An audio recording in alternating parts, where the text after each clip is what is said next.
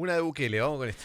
Hola, ¿qué tal? Buenas tardes. Bienvenido al presidente de El Salvador, Nayib Bukele. Ojalá la estadía aquí en Costa Rica haya sido muy placentera y muy pura vida, como decimos nosotros. Y aprovechando que tengo pues a dos presidentes, don Rodrigo, a usted usualmente le hago alguna consulta. Voy a aprovechar que está el mandatario de El Salvador. Gracias, ya tengo la autorización, ¿verdad? Entonces, quería hacerle la consulta, dos preguntas muy puntuales. Esto es porque el método Bukele tiene cerca de 30.000 presos inocentes en su país, según la organización Socorro Jurídico Humanitario. ¿Considera que 30.000 presos inocentes? Dice, ¿de dónde sacó el dato? Según la organización... para evitar la crisis de seguridad que actualmente vive en nuestro país, debería de replicarse el sistema y qué garantiza que una vez que usted salga del poder, pues su método se mantenga? Esa sería una de las preguntas. Apenas me conteste esa, pues haría la segunda. Sí, muchas gracias. A ver. Como en todo país, todo país democrático siempre hay oposición. Y pues la oposición es nociva y a la vez es sana. Es una de esas paradojas son esas paradojas de la democracia en donde, como decía Winston Churchill, es el mejor sistema que conocemos, ¿verdad? Claro, y entonces en El Salvador tenemos oposición. Esa ONG que usted menciona es una ONG formada por exmiembros del FMLN, Ajá, que además no solo son oposición del gobierno, digamos, ellos mismos lo dicen, sino que además fueron gobierno 10 años. Fue la década más sangrienta que vivió nuestro país. Llegamos a tener en el gobierno de ellos, de los miembros de Socorro Jurídico, de los que conforman la Junta Directiva de Socorro Jurídico, en su gobierno llegamos a tener 103 homicidios por cada 100.000 habitantes, que es la tasa de homicidios más alta de todo el mundo, más alta que Afganistán, más alta que Irak, más alta que cualquier país de África subsahariana, más África que cualquier lado, más África que toda Latinoamérica, más alta, perdón, que toda Latinoamérica, la más alta del mundo la llegamos a tener en el gobierno de ellos. En el gobierno de ellos también hubo una tregua con las pandillas, en donde esos videos que salen, donde los pandilleros tenían prostitutas, fiestas con luces de discoteca, drogas, transmitían sus fiestas por internet. Fue en el gobierno de ellos, los de Socorro Jurídico, y esas ONGs no son los únicos. Hay otra que se llama Cristosal también, que son del FMLN, básicamente, de organizaciones de izquierda, y hay otras, un movimiento que se llama Movir también. Y ellos han inventado esta cifra de 30.000 inocentes, la cual yo les digo, bueno, obviamente en todo país del mundo no hay ninguna policía del mundo que sea perfecta. Y la razón de que no hay ninguna policía del mundo que sea perfecta, y cómo puedo afirmar eso, es porque en todo el mundo hay sistemas judiciales, y hay fiscales, y hay abogados defensores. Si las policías fueran perfectas y solo arrestaran 100% culpables, no habría necesidad de llevarlos a un juicio, donde hay un fiscal y un defensor y un juez, porque obviamente si el 100% son culpables, entonces mejor nos ahorramos el sistema judicial, nos ahorramos los fiscales, nos ahorramos las acusaciones, nos ahorramos las apelaciones y nos ahorramos los abogados defensores que cobran caro. Y la Procuraduría, no tendría sentido que exista, porque pues todos son culpables. Entonces es sabido que en El Salvador, como en Costa Rica, como en Francia, como en Alemania, como en Inglaterra, como en los Estados Unidos, hay inocentes capturados. Eso pasa en todos lados y parece un sistema judicial que los libera. Y me decía un reportero de la BBC del Reino Unido, me decía, sí, pero sus cifras son mayores que las nuestras, en porcentaje, por supuesto. Y lo claro, porque el Reino Unido no ha sido la capital mundial de los homicidios, éramos nosotros. Y si éramos la capital mundial de los homicidios es porque teníamos el mayor número de homicidas. Y si teníamos el mayor número de homicidas, obviamente tendremos el mayor número de presos homicidas. Sí, claro. Y si tenemos el mayor número de presos, pues obviamente habrá un porcentaje de personas inocentes que han sido liberadas en su gran mayoría, y hemos liberado 7.000 personas. Lo otro que es importante decir es que alguien dice, bueno, pero El Salvador... Y que no están muertos, están presos, porque si tuviera pena de muerte El Salvador y los hubieran juzgado y le meten un balazo a cada uno, también tendrían la mayor cantidad de muertos, de juzgados muertos, de toda esa gente que de muchos de ellos son asesinos, de los que están ahí. Otros no, pero tienen muchos asesinos. O sea que la sacaron barata dentro de todo lo que están presos, creo yo. Ahora han metido a la cárcel al 1% de la población. Yo le decía, no. Nosotros hemos liberado al 99% de la población que estaba en la cárcel. Es manera de verla. Porque en El Salvador todos estaban en la cárcel. Para los que conocen salvadoreños o tienen familia en El Salvador o tienen amigos salvadoreños o si no, pueden preguntarle a medios aliados, etcétera. Los salvadoreños estaban en la cárcel todos. No podían ir los niños a jugar, no podía alguien caminar por la calle, no podía ir un par de señoritas solas caminando por la calle, eso era impensable. Iban a ser violadas, les iban a arrancar la cabeza, iban a dejar las cabezas tiradas en un basurero. Entonces, nosotros no metimos preso al 1% de la población, nosotros liberamos al 99%. Obviamente, las operaciones no son perfectas y pues sin ninguna intención de dañar a una persona inocente, algunos inocentes pues obviamente fueron capturados de la misma manera que lo son en Francia, en Alemania, en Japón y en todos los países del mundo y estamos liberándolos. Ya hemos liberado 8,000 personas y vamos a liberar el 100% de inocentes.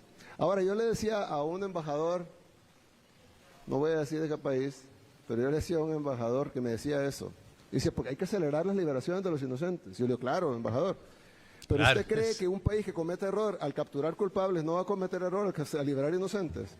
Porque el problema es que libérenlos, pero si los liberamos se van a ir culpables, ahí van a ir a matar. Y yo le conté un caso en donde, yo le dije, le voy a contar un caso donde el Estado violó a una niña. Me dice, ¿cómo que el Estado violó a una niña? Sí, el Estado violó a una niña de 8 años y la mató. ¿Pero cómo fue así? Yo le dije, bueno, se capturó a un hombre por violación. ¿En qué año, ministro? Perdón, 2008. Se capturó a un hombre por violación en el año 2008. El hombre salió libre, o estuvo preso como 4 o 5 años, sale libre, luego fue capturado de nuevo por violación en el año 2012, luego y ahí ya es la salió bala. libre, no le pudieron probar Calcula. esa segunda violación, a pesar que había estado preso por la primera, luego fue capturado una tercera vez, o ya la tercera fue la nuestra, no. Luego fue capturado por lesiones a una mujer en el 2014 y ahí sí fue puesto, ahí sí lo condenaron, no, ahí salió libre de nuevo. Mirá. Y luego ya en nuestro gobierno violó y mató a una niña. Entonces a esa niña, ¿quién la violó y la mató? Ese sujeto, claro, y ahora está cumpliendo una pena y nunca va a salir de la cárcel, nunca. Pero Y debería morir. a esa niña también la violó y la mató el Estado. Y era una niña de 8 años.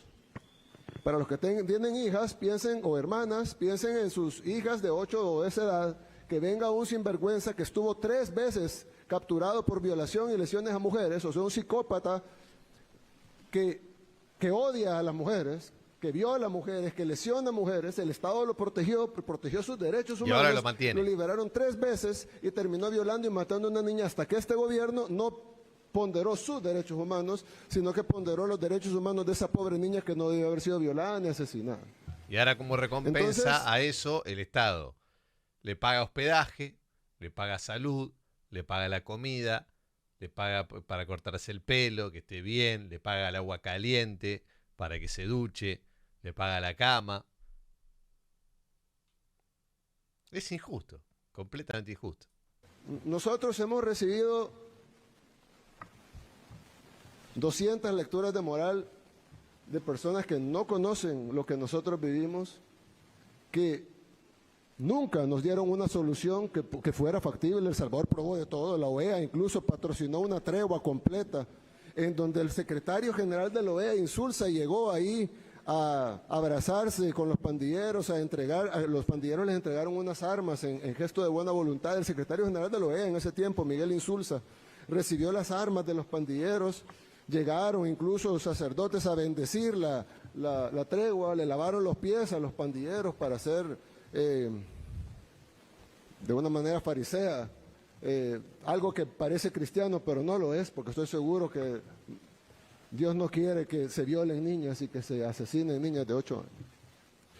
Y ahí todo el mundo aplaudía. El modelo de El Salvador debe ser copiado por el resto del mundo. El Salvador debe de exportarse este modelo que tiene un gran éxito.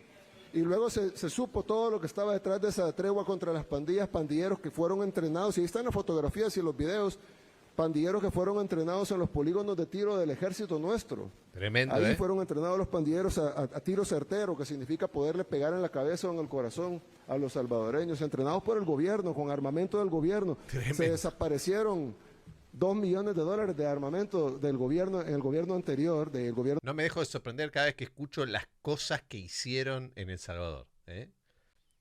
Porque todo tiene una explicación de cómo llegaron a donde llegaron, es porque pasaron cosas que son increíbles. Uno de esas personas que ahora están diciendo eso.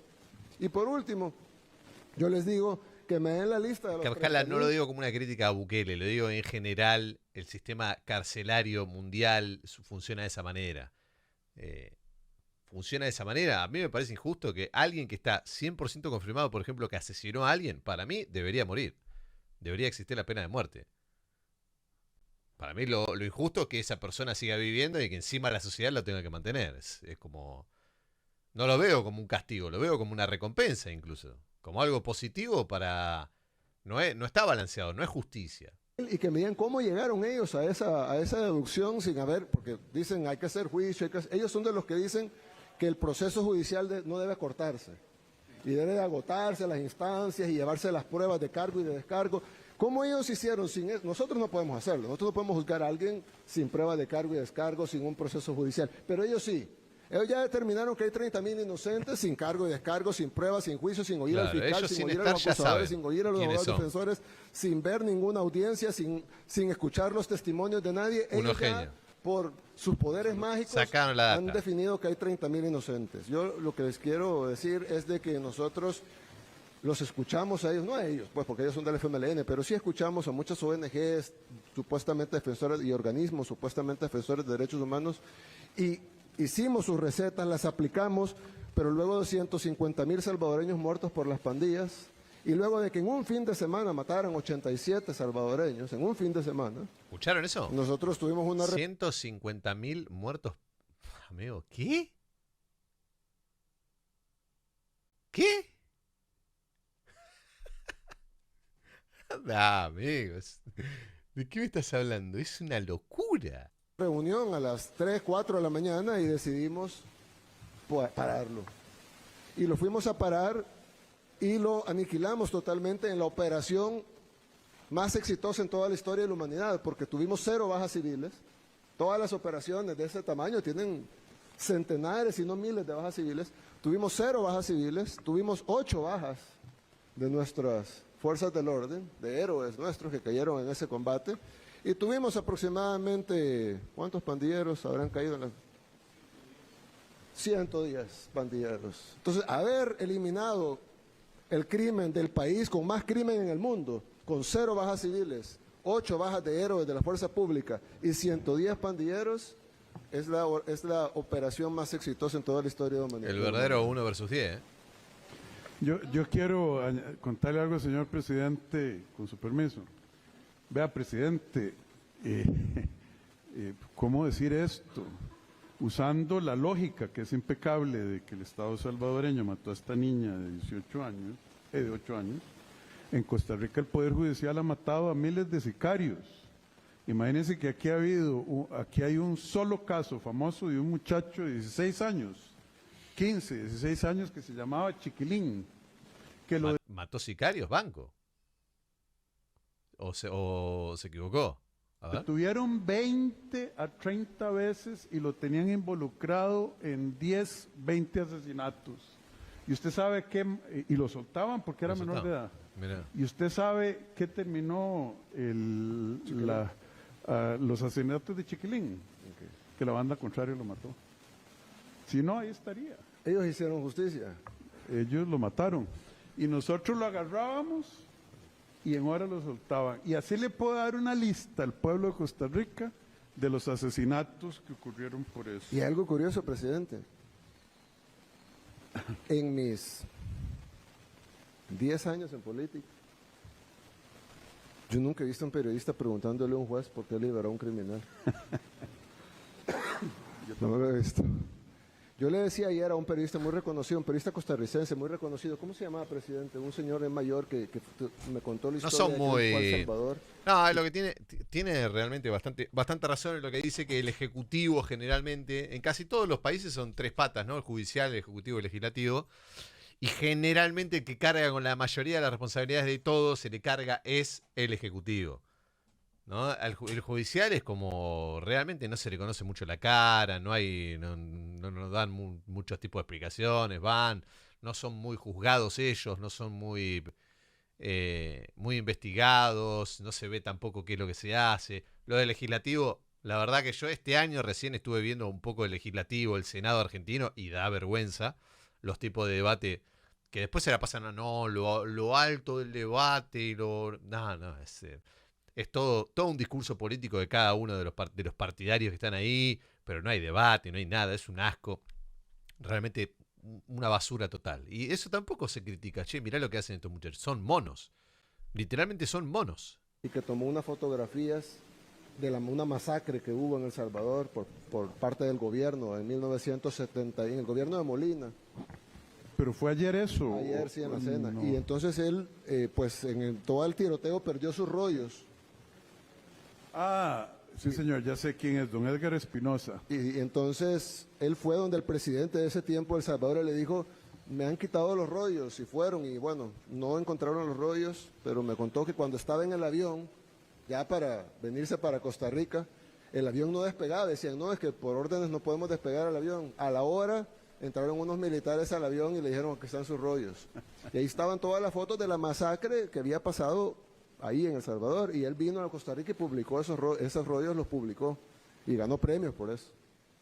Mirá. Y entonces, un periodista íntegro, pues, que a pesar que era amigo del presidente, publicó los rollos que hablaban mal del gobierno del presidente, ¿no? Probaban que sí había habido una masacre. Pero lo que quiero decir es que yo le dije en eso, y me dijo, bueno, me dijo unas palabras bonitas, muy bonitas. Pero yo le dije, lo felicito, porque personas como usted son las que mantienen aún el respeto al periodismo. Porque el periodismo, entiendo yo, y yo no soy periodista, y discúlpeme que me meta en algo, pero ustedes se meten en política. Discúlpeme que me meta en algo. Es tan importante la labor que hacen ustedes. Cuando está bien y hecha, la sí. población espera que ustedes le lleven no lo que le conviene al gobierno, No, cuando está bien ni hecha, sí, tampoco pero lo que le pasaron a conviene a la ser... oposición, sino la verdad. Claro. Se perdió Y la eso. verdad bajo la lógica. Mayoritariamente se perdió. Mayoritariamente se perdió. Este tipo es demasiado... Cada vez que lo escucho realmente es una bestia. Tiene una capacidad oratoria y realmente es muy inteligente. O sea, es todo... es una bestia. Este tipo, cada vez que lo escucho, es una bestia. Es un fenómeno. Este tipo es un fenómeno total, amigo. Va a trascender. Este es un animal. Este es un animal. O sea, ya viene demostrándolo. Pero top tier mundial, amigo. Top tier mundial. Es una bestia. Es una bestia. Es una bestia. Por sentido común. Y sobre todo, la verdad, no la verdad de un grupo, de una élite, sino la verdad de todos. La verdad que le Claro, no le la hace verdad bien defendiendo para un todos, tipo de en el interés. caso de ustedes, los costarricenses. En el caso de nosotros, de los salvadoreños. Yo lo dije ayer, es tan importante que toda la sociedad, en su conjunto, esté a favor del bien y en contra del mal. Debe tener miles de asesores. Debe tener, obviamente, gente que lo asesore en diferentes cosas. El chabón tiene una versión tan lógica. Mira la política y las cosas de una manera tan lógica y con unos valores esenciales que tiene el tipo, que son la honestidad, la verdad. Es un tipo que no se nota que no lo ves y decís es un tipo que es corrupto. Es un chabón que realmente quiere ser un héroe para su país y quiere lo mejor para su país. Y se nota con todo lo que hace, amigo. Se lo nota. No hay gente desconfiándole a ver si el tipo está ahí por otros intereses. Se nota que todo lo que hace tiene una intención y es perfecto. Está lo que hace con su intención. No hay nada que vos veas y diga qué raro lo que está haciendo. Está perfectamente alineado entre lo que dice, lo que hace y seguramente lo que piensa y lo que tiene como valores, que es lo que le da lo fundamental. Y es el principal defensor de los derechos humanos de la faz de la Tierra. Es el principal defensor de los derechos humanos de la faz de la Tierra. Principal. Así nomás te lo digo. Es el principal. Un tipo que liberó a su país del infierno donde estaban. ¿Qué hay más que darle derechos y libertades a la gente que hoy en día en El Salvador puede vivir y puede disfrutar y puede progresar y puede salir con su familia? No hay nadie más. Es él. Ya saldrá un intelectual a decir por qué es bien y qué es mal. Bueno, empiezan a teorizar todo hasta que nada es nada. Pero nosotros sí sabemos qué es bien y qué es mal. Ustedes lo saben, sus familias lo saben. Algunos medios, algunos dueños de medios tal vez lo sepan. Tratemos de llevar la verdad a la gente. Porque ustedes hacen una labor importantísima, por eso estamos aquí frente a ustedes. Y creo yo que ustedes deberían de sumar a esa labor, porque si no nos ponemos todos de acuerdo, ellos sí están de acuerdo. Los malos sí están de acuerdo. Pero nosotros los buenos no nos ponemos de acuerdo a veces. Si nos quedamos discutiendo si esto es cosas, azul o detalles, es sí. celeste o es turquesa o es agua. Ajá, y los otros se juntan todos. Pero bueno, ¿qué es lo bueno y qué es lo malo? ¿Y qué es lo que... Los otros se juntan todos. Hoy estuve hablando más temprano acerca de la condena de Cristina Fernández de Kirchner y en parte del descargo que fui haciendo es que ellos, aunque se lleven mal, se juntan. ¿Por qué Massa se juntaba con Cristina y Alberto, que no quería a Cristina, después se terminan juntando? Porque son parte de todo el mismo sistema y van todo con el mismo sistema. debemos de hacer y cuál es la labor de ustedes frente a esa situación que está enfrentando Costa Rica? Danilo Chávez. Perdón un momentito, presidente, nada más para que el pueblo de Costa Rica entienda. Cuando usted estuvo a las 4 de la mañana en esa operación que dice que fue la mejor del mundo, que no murió nadie civil, usted no hubiera podido conducir esa operación sin apoyo del Congreso, ¿verdad? No, el presidente del Congreso estaba ahí sentado. Ok. Y yo le dije, necesito que convoques una sesión extraordinaria para allá. Los diputados llegaron el sábado, ¿verdad? Sábado para domingo en la madrugada lo aprobaron, o a las 12 de la noche. En la madrugada del domingo a media balacera aprobaron el régimen de excepción y ese mismo momento salió la policía a atrapar a todos los pandilleros que ya los conocían. Ya sabían quiénes eran. Si la policía sabe quiénes son, la policía sabe dónde están. Lo que pasa es que no es que los policías no los quieran agarrar, es que no pueden, dicen la orden. Y cuando lo agarran y luego lo llevan, sale libre y le matan a la familia. Entonces, ¿quién va a querer? O sea, es decir, es difícil. Yo se lo he dicho una vez y le doy un mensaje a los policías de Costa Rica. Ustedes están en la posición más difícil del mundo. Todos los seres humanos corremos del peligro, todos. Y el que diga que no es mentiroso. Todos los seres humanos vemos peligro y salimos corriendo. ¿Quiénes no huyen del peligro? Bueno, en el caso de Costa Rica, bomberos y policías. Sí. Dígame otro. Tal vez, no sé, rescatistas. Son raros, pues, los que no huyen del peligro. Ellos no huyen del peligro, van al peligro. Escuchan la balacera y van a la balacera. Solo piensen eso, ¿no? Uno escucha una balacera y se va. Ellos van a la balacera. Y luego Es clave escuchar esto, porque cuando vos evaluás la inseguridad en Argentina, funciona de esta manera. Mucho de esto funciona de esta manera. ¿Cómo puede ser que yo sepa de dónde es que están los ladrones? Sé de qué barrio es que están saliendo a afanar. ¿Cómo es que el ciudadano de a pie y el policía no sabe? El policía sabe. El policía sabe. Puede ser que sea corrupto el policía, puede ser que no tenga la estructura judicial por detrás, ni legal como para actuar o hacer lo que tiene que hacer. Y debe haber de todo. Hay policías buenos, policías malos. En el medio tenés montones de cosas, ¿no? Tienen que enfrentar... Pero claramente el resultado es ese, es el viva, hagan lo que quieran, ¿no? Cada uno hace lo que quiere. Sin las herramientas legales para poderse enfrentar. Y si acaso logran agarrar 10 criminales arriesgando su vida, los llevan para que los liberen y luego esos 10 criminales van o dan la orden que vayan a asesinar a la familia de ellos. Claro. Y luego nadie los protege a ellos.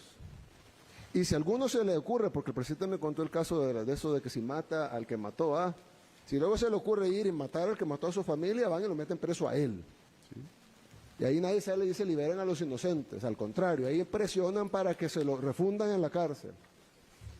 Yo sinceramente creo que estas organizaciones no son malévolas, son satánicas. Porque hacerle eso a alguien que luchó, que iba a dar su vida por su gente y que luego perdió a miembros de su familia por eso y que luego simplemente se defendió a su familia y que sea acusado y condenado por el mismo sistema y el mismo pueblo que defendió. Te convertís en el dos caras, en el Joker. Te pasa alguna de esas, pasás de héroe a villano. Bueno, yo que nunca fue héroe, ¿no? Pero te termina, vas el dos caras, ¿no? Harvey Dent.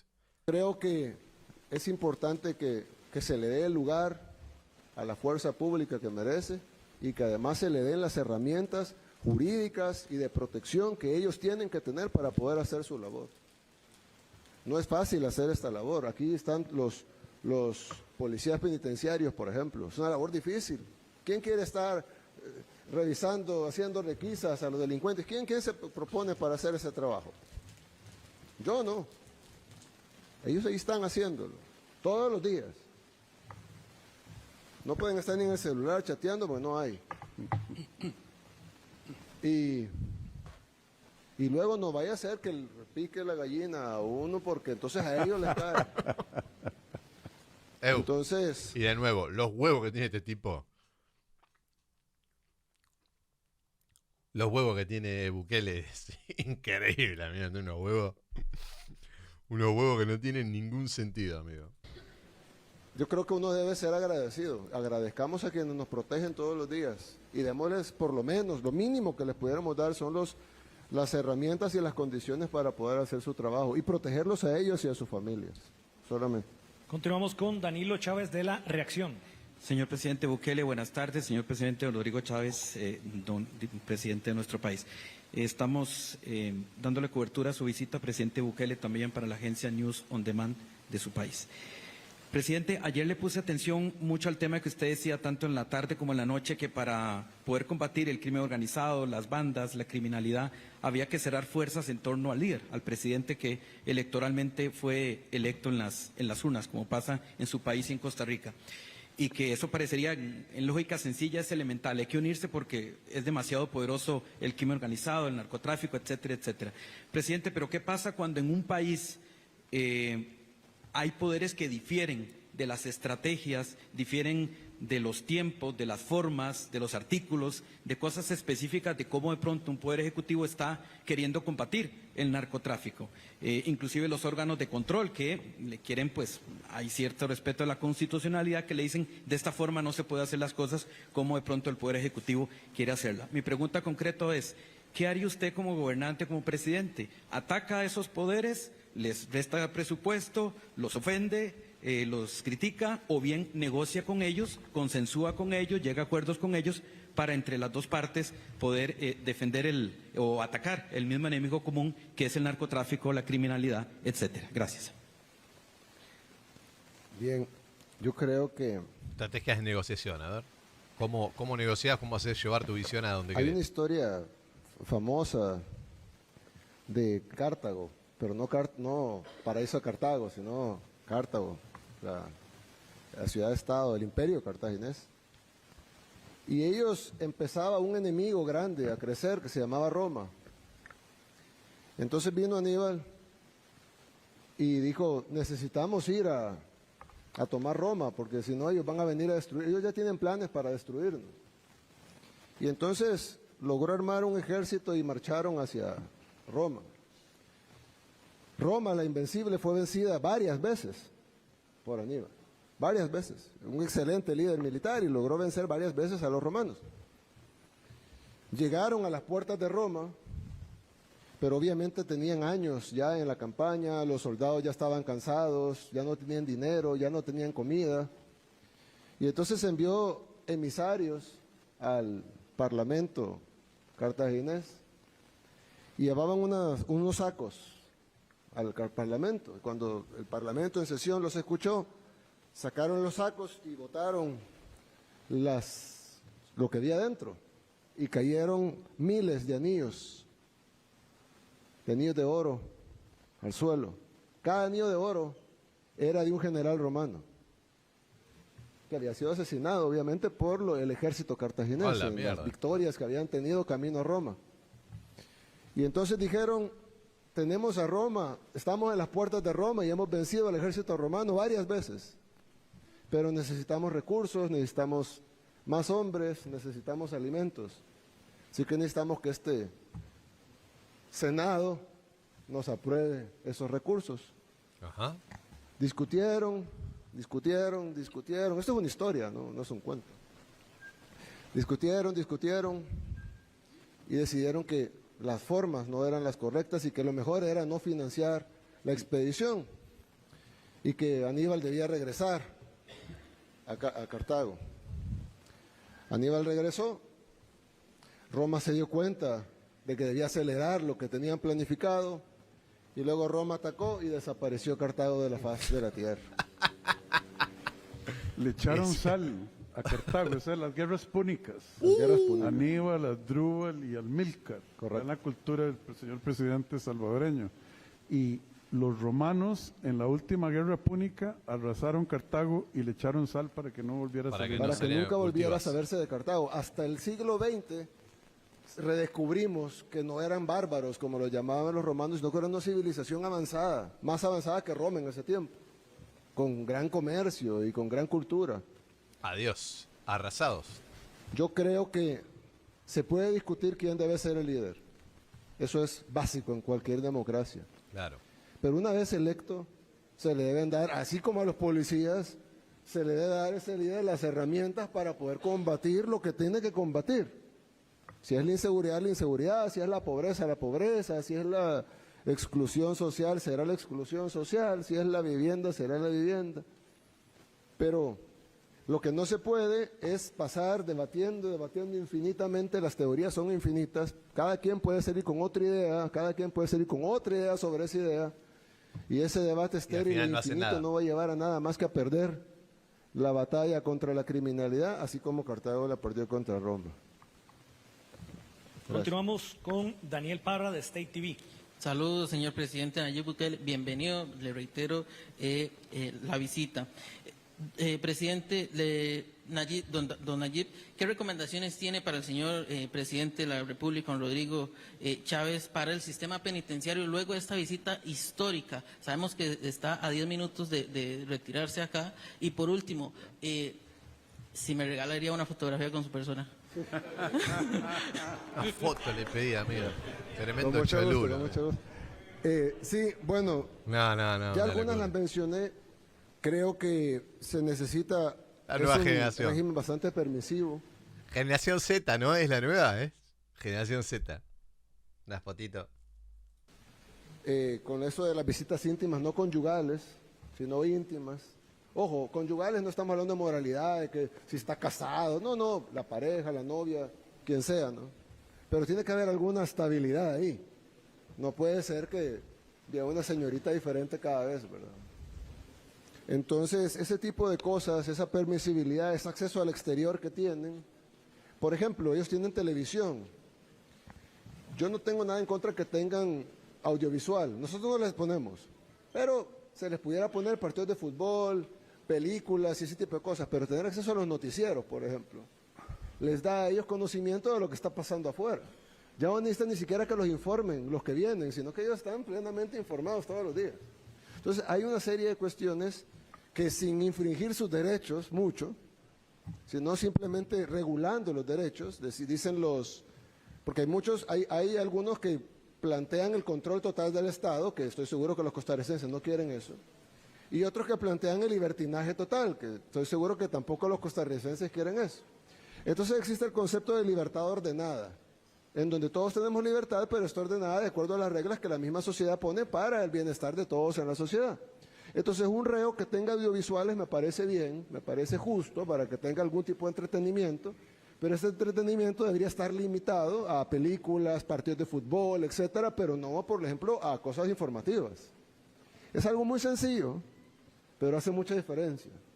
Entonces, creo que sería muy largo darles uno por uno todos los puntos que hablamos y que además vamos a poner en el reporte, pero sí creemos que debe de hacerse menos permisivo el sistema penitenciario y debe de hacerse más pensando en sí los derechos de los reos, que los tienen, son seres humanos, tienen derecho a pesar que han matado, violado, etcétera, tienen derechos, pero pensando más en los derechos de los que están afuera y el derecho a un país de tener seguridad.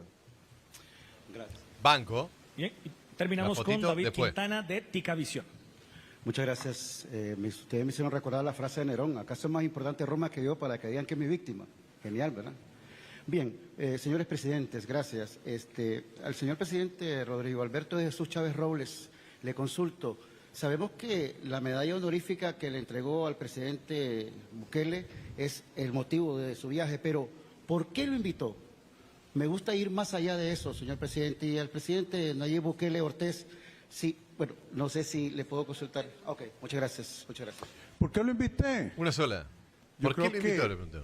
es obvio, claro, notorio, la contribución que Nayib Bukele Ortiz ha hecho en este viaje a Costa Rica. Rica. ¿Ve? Lo que se mira no se pregunta. Vino, Lo que se mira no se preocupa. nos ha dado mensajes claves, nos ha dicho que la discusión es estéril por años de años de años, que aquí por dicha se acaba en el 26, en el 2026, para bien o para mal, yo no estoy prejuzgando el resultado, no nos va a llevar a corregir a lo que a El Salvador se le sembró en los años 90, germinó en los años 90 y dio su cosecha de fruta amarga y venenosa en el año en los años 2020, cuando él vino a corregir lo que ya era un cáncer, no era un tumorcito. Nosotros todavía tenemos oportunidad y yo no quiero decir que mis ministros no tienen la capacidad, pero oírlo de quién lo logró, por qué lo logró, el papel ¿Cómo? del Congreso, los cambios que hicieron en el Poder Judicial y los resultados que están a la vista del mundo. Para el pueblo de Costa Rica eso ha sido sumamente beneficioso, por eso me tomé la libertad. Me di cuenta que el excelentísimo señor presidente y yo compartimos aficiones. Nos vamos a poner a hablar de las guerras púnicas entre Cartago y Roma, los tres generales famosos, Amílcar, Asdrúbal y Aníbal. En San Salvador conversamos de la batalla de Gaugamela entre entre Alejandro Magno y Darío II, ¿verdad? Darío el Grande. Y que el señor tiene enorme sabiduría y credibilidad para hablarle al pueblo de Costa Rica. La condecoración se la merece, y se la merecía, y se la hubiéramos dado por los resultados que ha logrado. Esto, que pueda hablar directamente con un pueblo que necesita entender la naturaleza del debate estéril en la Asamblea Legislativa y en el Poder Judicial, es miel sobre hojuelas. Y le doy gracias a Dios que Él haya aceptado venir, porque yo creo que esto representa un punto de inflexión para nuestra sociedad. Gracias por su pregunta. Muchas La gracias. hizo larga la respuesta, ¿eh? Pero lo bancó duro. Un aplauso para el señor Bukele, por favor. Y se fue Bukele. Se fue. Ya no fue. Muy buena respuesta. Salió a bancar el loco, ¿eh?